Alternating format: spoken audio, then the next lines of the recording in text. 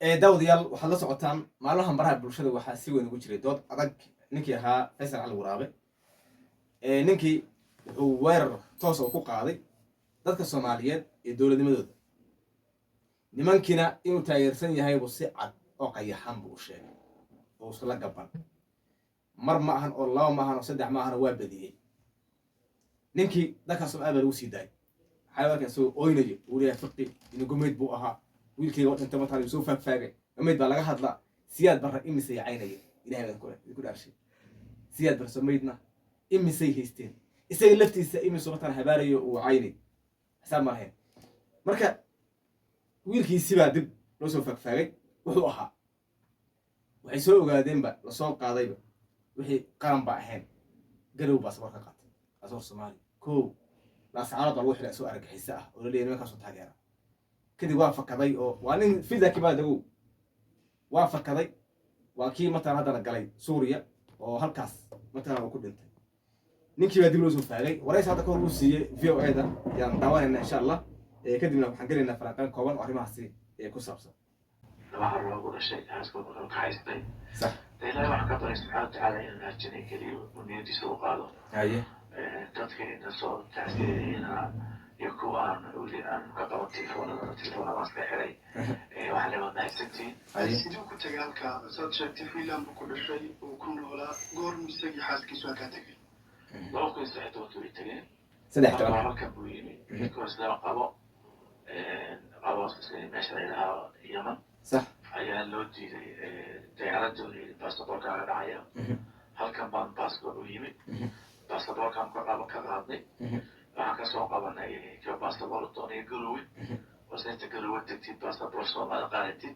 waxaad tagtaa Ethiopia صح Ethiopia markaa safaaradda u ka dalbanay baasaboor waxaan kusoo qabnay laascaanood haye halkan muddo ku xidhnaa bacdina markayaan soo daynayna waxaan ku celinay Finland waxaan ninkaas waa lista u baxaya halka noohaya oo fujinidina magaranaysaa baasaboorka halka marka been bay badan tahay wuxuu yiri waxaan u sheegnay Finland oo ninkan khatar weeye isan baxsan toos haday u sheegi lahaa Finland oo ninkan halkaas u socdaa nimankaas ma soo bixi lahayn wala la socon daraabisa iyo waxa uu yahay intaba laakiin waxa uu wuxuu raadinayaa odaygu maramarsiyo waxay waan tabadan uu kali way usiyeen gurigu galay saddex goor ka bacdi ayuu hadana baxsaday isagii xaaskiisiiba صح gurigu hooyada markaad u dhigay ama halka ma joogay leeyahay nabad geliyo oo tagay wiilkaas oo wuxuu joogaa Finland oo gaalada ugu badneed iyo khaniisiinta ugu badnaa ay joogaan hagu socdaa magarab wadan islaam ah muslim ah inuu burburiyo inna lillahi wa inna ilayhi raaji'un wuxuu ku leeyahay waan ku soo dhimanaya waan ku soo jihaadaya hagu ka imaanaya dhulkii gaaladu ka imaanaya dhulkii islaamku u soo aadaya uu leeyahay waan baabi'inaya waan dilaya qofka uu dilaya waa qof laa ilaaha illa allah muhammadur rasuulullah dhahaya qofka uu barakicinaya waa qof laa ilaaha illa muhammadur rasuulullah dhahaya walla socod meeshuu ka imaadayna waxa weeye waa artaan waa Finland waa meesha ugu daran ee khaniisiinta mataan ay joogaan hadduu dhimanayo muhammad intuu taag ma taqaanay oo baabi'in durun shay ma baabi'in karo because ma rabo marka waa mashruuc Soomaaliya soo dirtay oo odaygaas mataan uu qayb u ka ahaa wiilkiisana waa kaas turkiga hadda aan ku beeganahay halkaas ku gal imsadii buu dhashay Xuseen kudii sagaal boqol iyo sagaashan صح ilaa saddex ilaa afar jir buu ahaa nin weyn buu ahaa idinka xidhiidhkiinu siduu ahaa xidhiidh baan lahaa infact waan kulay garantiina waan ka soo noqnaa marban u tagay moojaale odaygu marka waa qeyr mas'uulba xitaa ilmihiisa xitaa ma ogo wuxuu ku leeyahay aniga yaraansi ugu dambeysay xiriir maanan lahayn wax xiriir maanan lahayn laakiin hooyadii waa isjeclaayeen oo isxiriirin jireen laakiin aniga asaga wax xiriir nagama dhaxin taana waa qeyr musliimo weyn weyn waxyaabaha sababay wiilka inuu halka ka dhacana qayb ka tahay bal fiiri ilmihiisi qof barbaarin waayay baa qaranka Soomaaliya la kari laayay oo uu leeyahay marka samataan nimankaas weeraraya waa idin qabsanayna waa idin dilayna waa idin baabi'inayna oo mataan qabaaday hooyadu waxay joogtaa aad isku jeclaayeen صح marka marka waa salaam jiray marka uu salaam baran jiray marka la soo hadlay fiiri ilaa kale wuxuu yiri hooyadii baan salaam jiray igu salaam xitaa ma uu jirin lama hadli jirin xiriirna lama lahayn wiilkana waxaa la rabaa in aabbaha ay xiriir fiican ay leeyihiin gabadhana hooyada yaa la rabaa inay xiriir fiican leeyihiin waayo aabbuhu waa waayo arag isaga ilmihiisa wax badan mataqaana u sheegi kara wax badan ka bedeli kara hooyaduna gabadheeda iyadaa mataqana wax badan ka bedeli karta maskaxdeeda saa daraaddeed marka odaygu waaba qayru mas-uul xataa mas-uuliyad ma qaadi karo waa sababta xisbigiisa xitaa 1% uu u keeni waayo mataqaana doorashada oga dhacay weeye 4 jeer oo horena mataqaana uu si toosa u dhacay markii dambana xisbinimadii lafteediiba u waayo rees mal ay nacay ama hore u tariso marka waxaad sheegtay laba caruur ka tegay allah naxariistay xaaskii qorsho muxuu yahay tusaale kale iyagoo kale in soo celiyo iyo ku talgal doctor siba marka waxay filin soo baxo oo doorka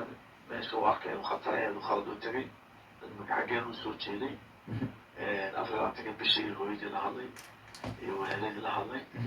والله إلهي بعد ولاد العالم كنا يسونا متكلين شنو الشكر انت انا أفر الشكر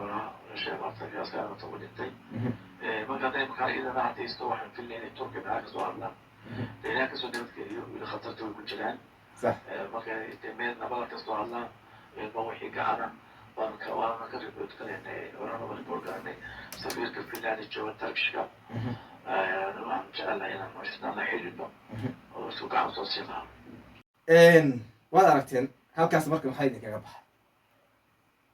meeshaas maxaa idinkaga baxay waxaa weeye caad ma saara arrintan iyada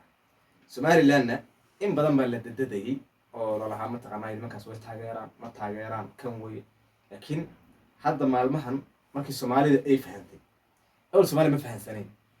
soomaalidu ma fahansanayn laakiin dad yar baa fahansanaa oo lahaa war nimankaas xiriir leeyihiin hadda laakiin waxaa ilaahay mahadiyo inay horta hawiyihii ay nala fahmeen filinka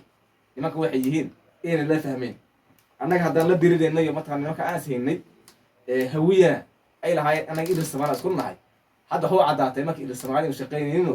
nimanka ay usoo kaceenba inay baabi'iyaan waxa la yidhaahdaba meesha ay kasoo askumaan hawiye idaaro meesha ay kasoo askumaan inay baabi'iyaan oo ay dowlad u samaysteen ayay leeyihiin magac islaam ay u qaateen waa la ogaaday markii la tiriyey nimankii madaxda soo maray 2000 iyo xilli hadda qarniga 20 hadda lagu jiro waa markii ugu horreysay la arko aqoon-yahan nimankaas u baxsanaya abwaaniin u baxsanaya suldaano u baxsanaya xildhibaano u baxsanaya mar dhow faysal cali waraabi waxaa arki doontaan gobson oo ayagaa mataan halkaa ka soo hadlay soo fiir waa arki doontaan insha allah intaasan barnaamijka kusoo afmeynaya daawada la wadaaga صاحبتي